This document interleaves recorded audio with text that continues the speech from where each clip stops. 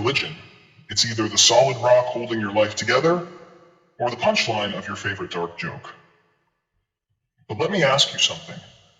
Why the hell does it rattle us so much when someone questions what others hold sacred? Are we terrified of losing something? Or are we secretly scared we might find something we didn't expect? Let's get a little uncomfortable, shall we? Today, we're diving deep into why religion and art are like that toxic ex you just can't shake off, no matter how much you try to move on. We'll look at Piss Christ, a piece of art that pissed off half the planet and made people lose their damn minds. But why?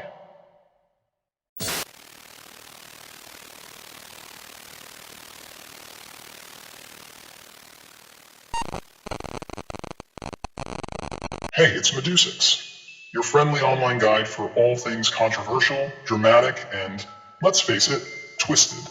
Here's how it works. You watch the whole damn video, you hit the like button if it didn't trigger you too much, and leave a comment if you've got the guts to share your opinion. Then, if you want more of this mind-bending, uncomfortable content, subscribe. Simple, right?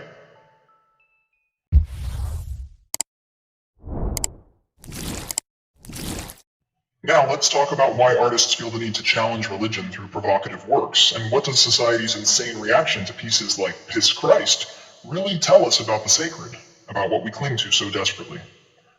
Here's the cold hard truth. Artists challenge religion because it holds one hell of a grip on us. Religion is like that ever-present, overbearing parent. Everyone's terrified of disrespecting it, but at the same time, there's this weird burning urge to push against it.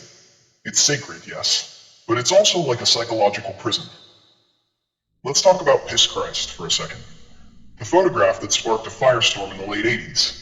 If you're unfamiliar, this piece by Andres Serrano shows a crucifix submerged in the artist's urine, floating in a jar of his own piss. Yeah, that's right, a jar of piss. So naturally, people freaked out. The Catholic Church called it blasphemous. Politicians jumped on the bandwagon, calling it an attack on Christianity. And what do we get out of this? A ridiculous overreaction, a million angry rants, and a national debate on taxpayer-funded art. But here's the thing. What does this all tell us about the sacred? We're not just talking about a crucifix in a jar of piss. It's about something deeper, our own insecurities. We want to believe that sacred symbols are untouchable, bulletproof, like a goddamn fortress. But deep down, we're terrified that if someone knocks on those walls, they might crumble. And it's that fear that drives us to defend them with everything we've got. Religion has been a battlefield for centuries. From the Reformation to the Enlightenment, art has always been at the front lines of the fight. Hell, during the Renaissance, painters had to get creative with how they depicted religious subjects, or else the church would have their heads. If you think artists were just playing with paint and canvas, think again. They were testing the waters of power and belief. Take Michelangelo's The Last Judgment in the Sistine Chapel. You think that wasn't controversial? People went ballistic when they saw nudity in a religious painting. The Vatican, of all places, had to censor it.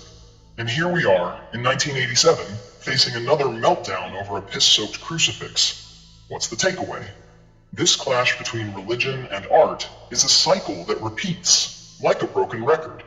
And we keep getting pissed off by it, just like we always have.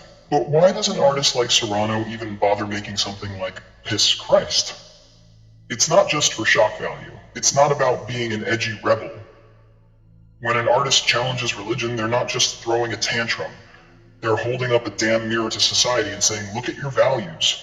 Look at what you cling to. And guess what? We don't like what we see in the reflection. That's why we lash out.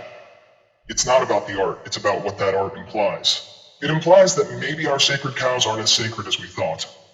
Maybe our beliefs are just beliefs. And what if we've been wrong all along? Religion isn't just about belief. It's an identity. It's heritage. It's tradition. For millions of people, it's the very lens through which they view the world. It shapes how they love, how they hate, how they live. So when art dares to question that sacredness, it feels like an attack on everything you stand for. But that's where it gets interesting, because the anger we feel about art like Piss Christ isn't really about the piece itself. It's about what that piece implies. It implies we might be wrong, that our sacred cows are just Cows. Let's put this in context. Think about the furor surrounding Piss Christ. The reaction was so extreme because religion has this suffocating grip on society. Whether you follow a faith or not, religion still plays a role in how we function as a culture. It influences politics, education, morality, even our laws. So when an artist pushes back against that, it's like a wake-up call. It forces us to question the very fabric of our identity. The artwork becomes a symbol of rebellion against the status quo, a status quo we've been told to accept without question. And the blowback? It's our collective ego, feeling like it's being exposed for being overly fragile. Here's the kicker. This isn't just a cultural issue. This is human psychology at its core. Religion is the ultimate psychological crutch. It's a set of rules and beliefs that give us meaning, comfort, and stability. But that's exactly why it's so dangerous to question. When we question it, we're not just poking at a belief system. We're poking at the very foundation of our existence. The question becomes, can we survive without that crutch? What does it say about us as human beings if we're so deeply dependent on religion to make sense of our lives?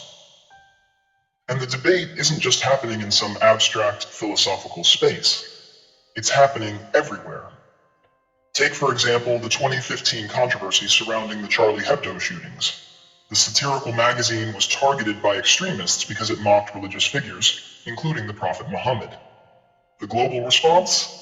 Outrage, violence, and a massive conversation about the role of free speech and religion. On one side, you had people defending the right to mock religion as a form of expression.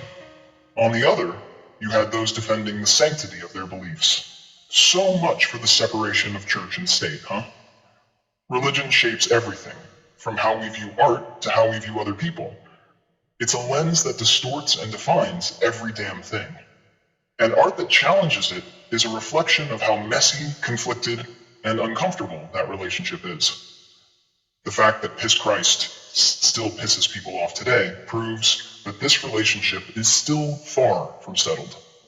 So the big question remains, are those boundaries we cling to really protecting us, or are they just holding us back? And what are we so afraid of finding if we let them fall?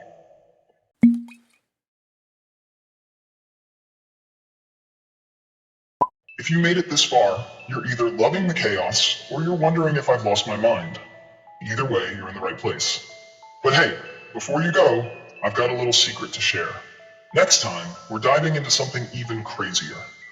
Something that will have you questioning every damn thing you thought you knew about human nature. You don't want to miss that one. So go ahead, hit subscribe, and let's keep pushing the boundaries. And remember, question everything. Because once you stop questioning, that's when you start living in a cage you built for yourself. Catch you on the other side.